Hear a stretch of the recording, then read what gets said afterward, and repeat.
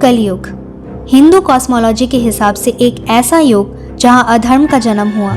एक ऐसा युग जो हमारे चारों वैदिक युगास में से सबसे ज़्यादा डार्केस्ट एरा माना जाता है। कलयुग, जिसे हम एज ऑफ डार्कनेस या एज ऑफ डाउनफॉल भी कहते हैं, इस युग में पाप अपनी चरम सीमा पर पहुंच जाती है। कलयुग एक रिफ्लेक्शन है ह्यूमन कंडीशंस का, जहां समय के पहलू को दर्शाते हुए अच्छाई और बुराई के बीच के इटर्नल स्ट्रगल को दिखाती है। कलयुग में धर्म के लिए कोई जगह नहीं है।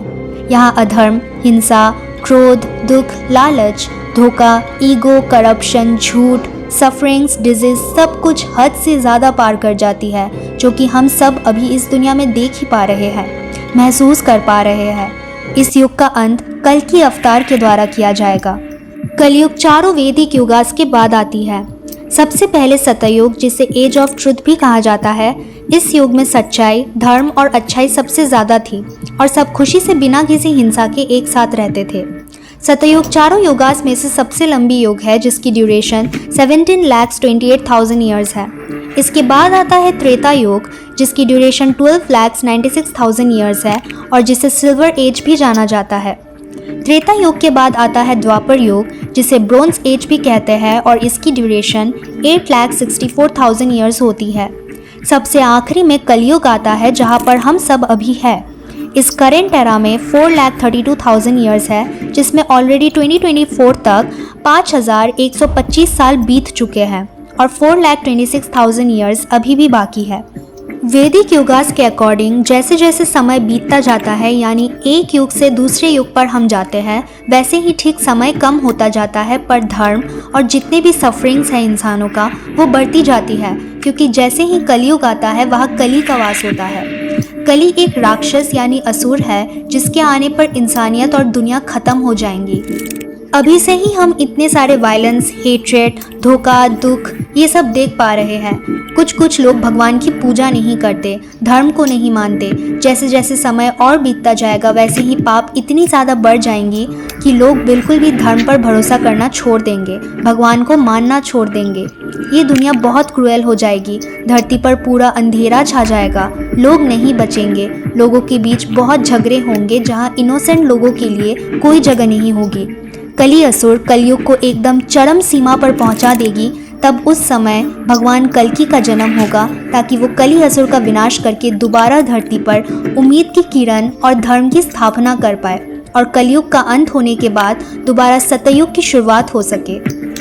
श्री कृष्ण का एक वचन जो ये दर्शाती है कि जब जब धरती पर अधर्म का जन्म होगा, तब मैं कृष्ण खुद इस धरती पर जन्म लेता हूँ। और ये एक सबूत भी है, क्योंकि भारत के राजस्थान के जयपुर शहर में श्री कल्कि टेम्पल में एक ऐसा घोड़ा है जो माना जाता है कि कलयुग के चरम सीमा पर जिंदा होगा और तब भगवान कल्कि का जन्म होगा। हिंदू कॉस्मोलॉजी में धर्म और अधर्म मानो एक ही सिक्के के दो पहलू हैं। ब्रह्मा जी की पीठ से अधर्म का जन्म होता है और उनके चेस्ट से धर्म का जन्म होता है। त्रिमूर्ति, जिन्हें ब्रह्मा, विष्णु और शिवा भी कहते हैं, इनमें से ब्रह्मा गॉड ऑफ क्रिएशन कहलाते हैं और शिवा गॉड ऑफ डिस्ट्रक्शन यानी डिस्ट्रक्शन ऑफ इविल डूअर्स। इनमें से धर्म और अधर्म को बैलेंस करके रखना भगवान विष्णु जी का काम है। अब हिंदू कॉस्मोलॉजी में कल्कि पुराण के अनुसार कल्कि अवतार भगवान विष्णु जी के 10वें और आखिरी अवतार है, जिनका जन्म इस धरती पर कली का विनाश करने के लिए होगा। माना जाता है कि कल्कि अवतार का जन्म संबाला नाम के एक गांव पर होगा और उनके माता पिता का नाम सुमति और विष्णु व्यास होगा। कल्कि पुराण के अनुसार कल्कि भगवान आगे चलकर प्रिंसेस रमा से शादी करते हैं, जहां उनके 2 बच्चे भी होते हैं, जिनका नाम है मेघमाला और बलहाका। और यही उपपुराणास के अनुसार कल्कि प्रिंसेस पद्मावती से भी शादी करते हैं। प्रिंसेस पद्मावती राजा विहद्रता और रानी कौमुदी की बेटी है। आगे चलकर कल्कि और पद्मावती के भी 2 बच्चे होते हैं, जिनका नाम रखा जाता है जय और विजय। कल्कि पुराण के अनुसार कल्कि अवतार को ऐसा दर्शाया गया है जैसे सफ़ेद घोड़े पर सवार, हाथ में आग में जल रहा हुआ तलवार लेकर एक ऐसा योद्धा जिससे सूर्य की किरणों जैसी चमक निकलती है, जो कली का वध करने आएगा।